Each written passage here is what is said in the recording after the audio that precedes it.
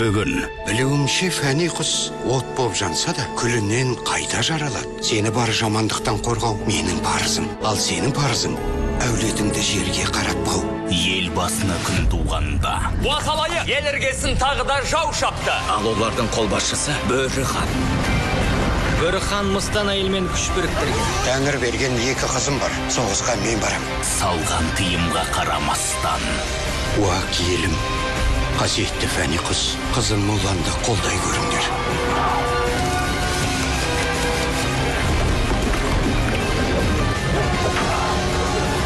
Барсынға шыдап қана нағыз жауынгер атанасыңдар. Аянбай ерлік көрсеткен.